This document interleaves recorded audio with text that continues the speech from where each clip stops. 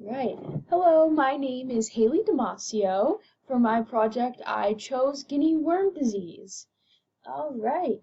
Guinea worm disease is also referred to as dracunculiasis and is caused by the nematode parasite Dracunculus medinensis. All right. We'll start with an introduction. As I said before, it's caused by the nematode parasite Dracunculus medinensis, a painful, disabling disease of 13 impoverished villages in sub-Saharan Africa, and they don't have access to safe drinking water there.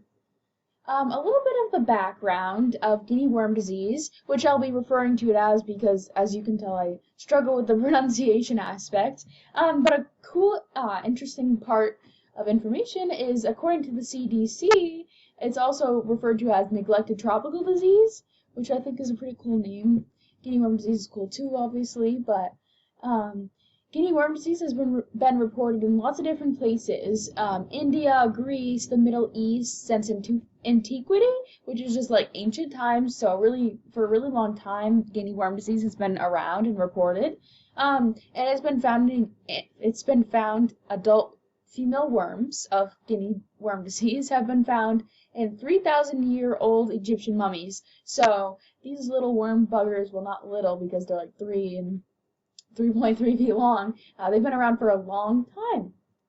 But as of 2018, which was the most recent data that I could find, only 28 cases of Guinea worm disease were reported in humans.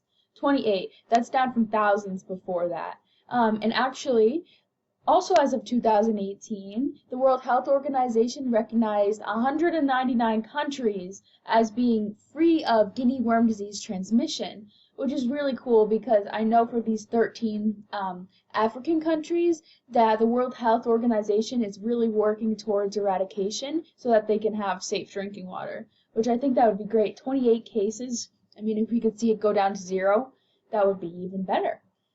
A little bit of the etiology. So the nematode Dracunculiasis medinensis belongs to the order of Spiruta, which are tissue parasites that produce eggs that contain larvae, or they release free larvae, which is in the case of Guinea worm disease. So let's say somebody already has an adult worm. It's in their leg, and then they get into a body of water, like a stagnant water source, let's say. They just get into like a little man-made pool. They get in, they submerge their foot and leg into the water, and the adult female worm can sense this, and it actually releases Guinea worm larvae.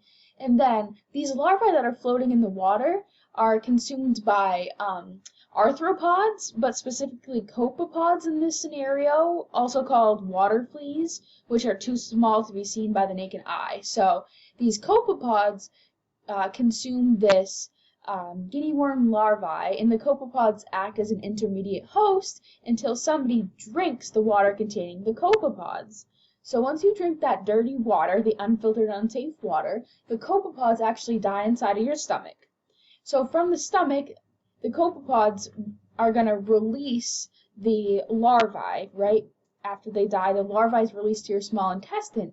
And in the small intestine, the larvae can mature and then eventually reproduce. The male worms die, and you actually pass them in your stool. But the female worms can grow all the way up to 1 meter long and then infiltrate your tissues. And that's how they end up in your leg.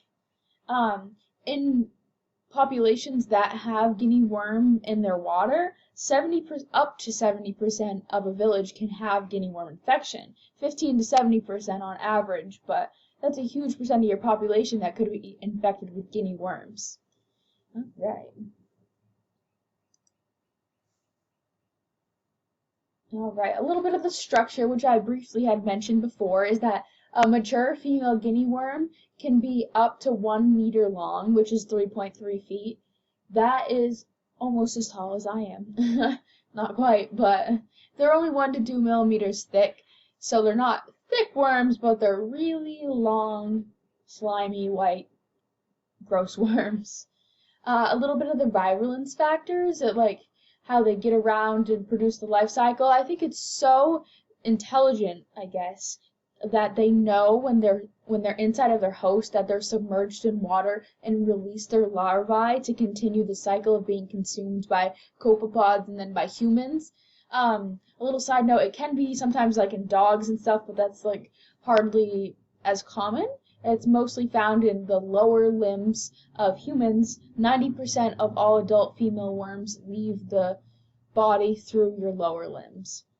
All right, so that's a little bit of the virulence factor I touched on before about the cycle of how the worm continues.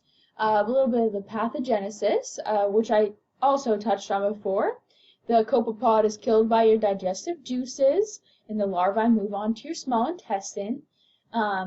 They're maturing there for 60 to 90 days, and then the female matures for 10 to 14 months, and during that time you can have absolutely no symptoms. You could have no idea that this worm is growing inside of you until it emerges through your skin, literally, until it forms like a pustule almost and emerges through your skin.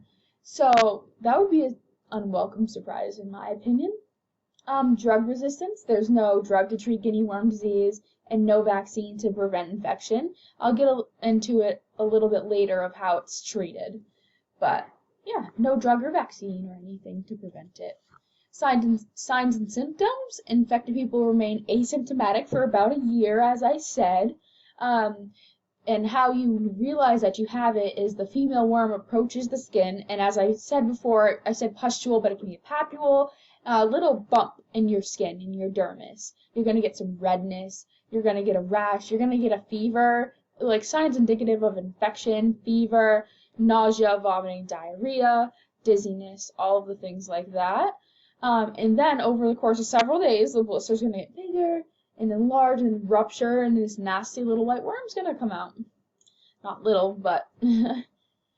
so it's diagnosed pretty much through the signs and symptoms. You're going to see this pustule, you're going to see this, and it's going to eventually lead to this worm coming out, and that's how they're going to know, besides maybe the fever and like the rash that will tell you. I'm saying on my wrist, but it's just because you can't see my legs. But that's really how they're going to diagnose it. As I said before, 90% of worms emerge from the lower extremities, usually below the knee. A big thing to think about for these impoverished countries is secondary infection, because there are such a rural population and they don't have access to safe medical care in the same regard that they don't even have access to safe drinking water. So the likelihood that they're going to get an infection is incredibly high. It'll lead to abscess formation, it can lead to tetanus, it can lead to septic arthritis, or even systemic sepsis, which is very life-threatening. And since they don't even have medical care to treat the wound itself, they definitely aren't going to have the care for sepsis. That's a really big emergency. The mode of transmission, I have a little diagram here on the right hand side, if you can see it. That's underneath the characteristics of disease. So, and I touched upon it before, human drinks the water containing the copepods, and these copepods harbor guinea worm larvae, and eventually the copepods die, the worm go to our lower intestine. I'm kind of beating a dead horse as I tell you the same thing over and over, but it's transmitted in these unsafe bodies of water, usually during rain season or dry season when they're like trying to get surface water, or they're trying to find small sources of water wherever they can. And also a big common thing is like hand-dug wells in impoverished countries, and hand-dug wells are really unsafe because it's just like a body of stagnant warm water full of guinea worms, and I'm sure many other things as well. Treatment. It's very cool. So the worm's gonna come through your skin, and you get a little piece of stick, right? And as it comes out, you slowly twist the stick and kind of spool the worm around the stick. It's only a little bit a day that you can take out, or else you're gonna get some inflammation and pain. You just slowly, even weeks and months it may take for you to get this whole worm out of your body. Can you imagine? So that's the treatment. That's the only treatment for that. But the pain can be relieved with a wet compress over the lesion, or you can use an oral analgesic over the top where the worm's coming out. That might help relieve some of the pain, and you can hopefully reduce the risk of bacterial infection by using a topical antiseptic or maybe an antibiotic cream if they had access to that, which is super tough. Touching on 10 minutes, sorry.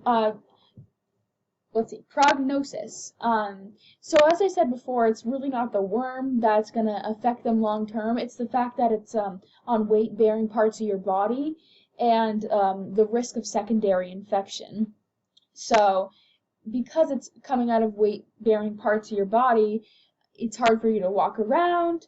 It's hard for you to go to school, tend to your animals, work in the fields, care for your family. So your prognosis is really you have to treat the secondary effects. You could get joint deformities because of infection, stuff like that. So really the prognosis is you have to take care of it long term. Think of all of your long-term side effects that you're going to be facing. Social impact. So guinea worms themselves have a very low mortality rate, but the likelihood of infection and sepsis is really going to increase the rate of mortality for that. And the social impact is that you're going to have these big lesions. You're going to have a worm coming out of you literally, and then you can get deformed joints. You can't also, pardon me, you're no longer able to go out and care for your family, and that plays a big role on your psychological health. So your social and psychological kind of go hand in hand with this because you're stuck at home, you're unable to have your normal daily routine life, right? You're already depressed, you're already facing this terrible, seems like for no reason, illness.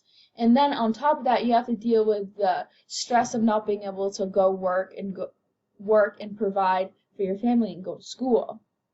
The economic impact is that people on average lose 100 days of work per year if infected with guinea worm disease, and kids lose 25% of their school year. Though that's not economic, it really would affect them on the psychosocial aspect as well. And on average, people infected with guinea worm disease lose 16,000 francs, which is $60. But you have to remember it's an impoverished sub-Saharan African country. That's a huge part of their income, maybe like a third or a fourth of their income that they're losing because of this. Sorry I was going fast and I'm still over the time, but I have a really great information that I'll send to you and I really appreciate it. Thank you for your time. I really enjoyed it. All right.